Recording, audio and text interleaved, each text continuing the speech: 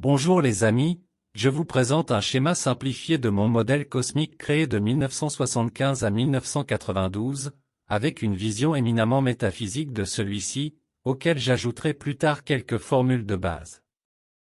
Cependant, et puisqu'ici nous utilisons principalement des concepts métaphysiques, d'intelligence créatrice, la première chose que je voudrais expliquer est comment s'est déroulée la première expérience qui a donné naissance à ce modèle. C'est arrivé vers 1968, alors qu'il étudiait les caractéristiques et la structure atomique. Soudain, j'ai eu l'impression de m'élancer à l'intérieur de l'atome, dans un voyage continu vers l'infiniment petit, où toutes les structures matérielles disparaissaient à mesure que j'entrais dans son intérieur.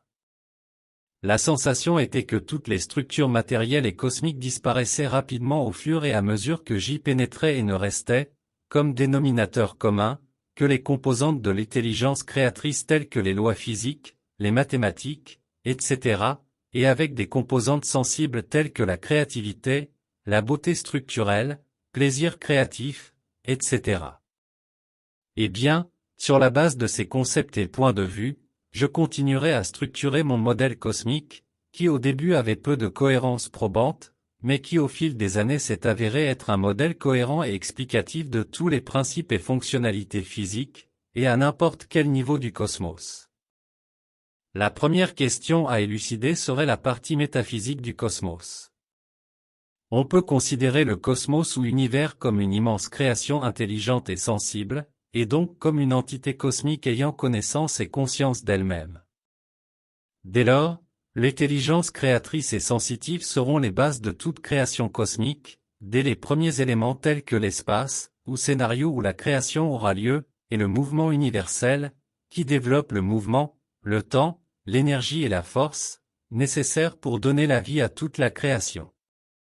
On peut donc dire que, avant la physique, il y a une métaphysique intelligente et créatrice.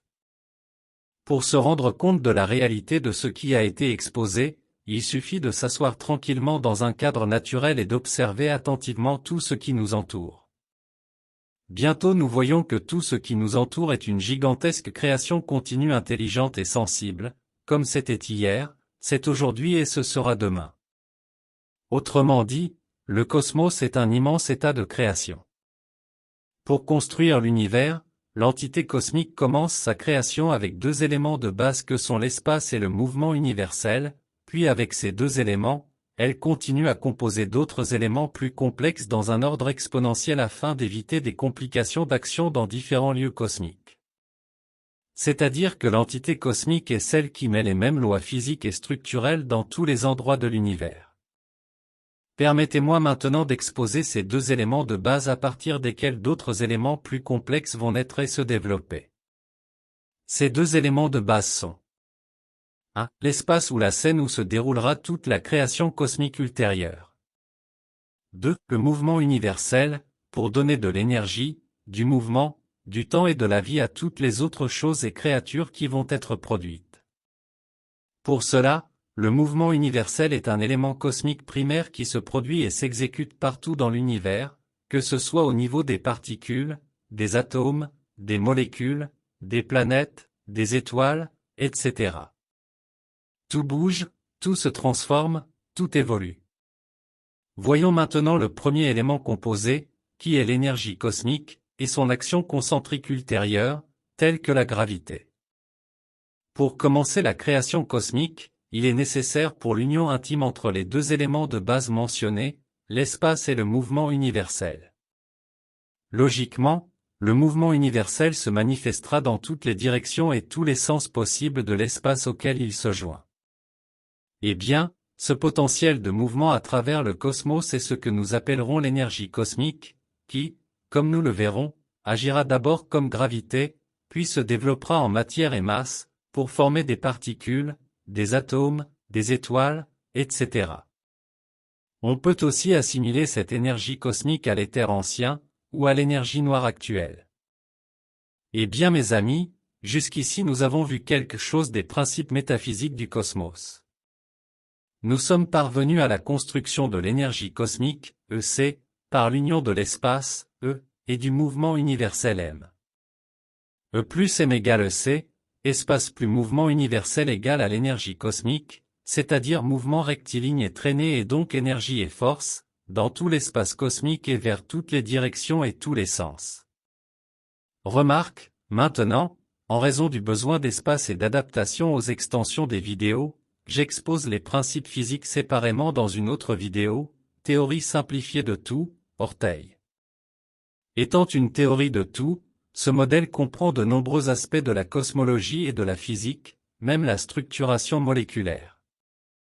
C'est pourquoi j'inclus ici quelques formules simples pour les mesures de coefficients atomiques et de niveau, ainsi que certaines particularités générales du modèle telles que la table arc-en-ciel des éléments, les molécules sphériques, etc. Formules structurelles. Ensuite, j'ai mis deux formules principales pour mesurer les dimensions des systèmes orbitaux, tels que les atomes et les étoiles, auxquels le coefficient de relation entre les systèmes sera appliqué pour leur mesure. La première formule fait référence à la structure atomique, avec laquelle les rayons atomiques, la densité atomique, etc. peuvent être mesurés. Comme nous pouvons le voir, la densité atomique est relative au nombre pi multiplié par la racine carrée du poids atomique. Cette formule simplifiée pour mesurer le diamètre atomique, et le rayon, est également exposée. Cette formule sert également à mesurer les rayons des électrons, et des planètes, où n majuscule est le rayon atomique et la dernière orbitale, et n minuscule est le rayon de l'électron à mesurer. Dans la deuxième formule, une conjonction est tentée entre les idées de la mécanique quantique et mon modèle de distribution orbitale, selon la formule précédente. Dans ce dessin, les différents niveaux cosmiques et leurs coefficients de relation sont exprimés, à la fois en longueur et en masse, avec lesquels nous pouvons trouver les mesures d'un niveau avec le suivant, en les reliant par ses coefficients. Dans ce dessin, nous voyons la table arc-en-ciel des éléments, une manière d'exprimer et d'expliquer la table des éléments sous la forme d'orbites concentriques sur les noyaux atomiques. Sur ce dessin, on voit que le modèle considère une structure moléculaire sous forme de sphère et non sous forme d'anneau comme on le comprend actuellement. Eh bien les amis, nous vous remercions de votre intérêt et j'espère que vous avez pu comprendre certains concepts et éléments de base de ce modèle cosmique et atomique. Cependant, comme il y a énormément de données et d'éléments qui n'ont pas pu être exposés ici, je vous renvoie à mes pages web pour les voir. Nous vous saluons chaleureusement.